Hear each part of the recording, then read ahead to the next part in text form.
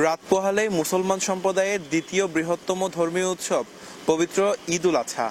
আর ঈদ উল আজহা উপলক্ষে কক্সবাজারের কেন্দ্রীয় ঈদগাহ ময়দান একেবারে প্রস্তুতি সব শেষ করেছে। আমরা এই মুহূর্তে আছি কক্সবাজার ঈদগাহ ময়দানে এবং আপনাদের জানানোর চেষ্টা করছি সর্বশেষ তথ্যগুলো। কেন্দ্রীয় ঈদগাহ ময়দানে আগামীকাল পবিত্র ঈদ উল আজহাতে দুইটি জামাত অনুষ্ঠিত হবে। প্রথম জামাত সকাল 7:30টায়, সেই জামাতের ইমামতি করবেন কেন্দ্রীয় জামে মসজিদের ইমাম মৌলানা সুলাইমান কাশেমি সাহেব এবং দ্বিতীয় জামাতটি অনুষ্ঠিত হবে সকাল 8:30টায়, অর্থাৎ 8:30 সেই জামাতে ইমামতি করবেন কক্সবাজার ঈদগাহ ময়দান জামে মসজিদের ইমাম হাফেজ মৌলানা আব্দুল কাইয়ুম।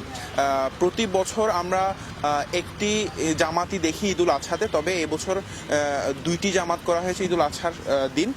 কক্সবাজার পৌরসভা সূত্রে আমরা যেমনটি জানতে পেরেছি, কক্সবাজার ঈদগাহ ময়দানের প্রধান যে ঈদ জামাত অনুষ্ঠিত হবে সেই জামাতের জন্য সব ধরনের প্রস্তুতি ইতিমধ্যে শেষ হয়েছে। মুসল্লিরা সুন্দর, সাবলীল এবং সুশৃঙ্খল পরিবেশে যাতে নামাজ আদায় করতে পারে সেজন্য কক্সবাজার পৌরসভা দুইটি জামাতের ব্যবস্থা করেছে।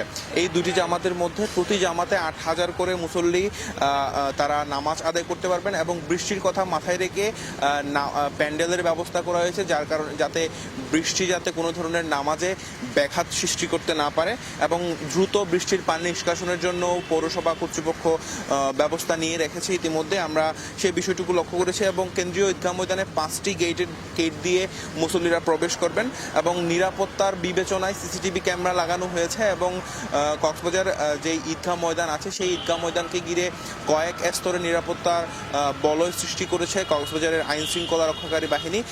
পুলিশ, র্যাব এবং সাদা পোশাকে গোয়েন্দারাও কাজ করবে ময়দান এবং ময়দানের আশপাশ সংলগ্ন এলাকায়। আমরা সেই বিষয়টুকু কক্সবাজারের আইন শৃঙ্খলা বাহিনীর সূত্রে জানতে পেরেছি।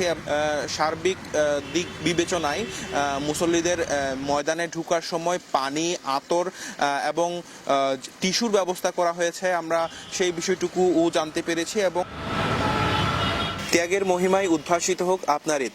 সবাইকে পবিত্র ঈদ উল আজহার শুভেচ্ছা। ঈদ মুবারক।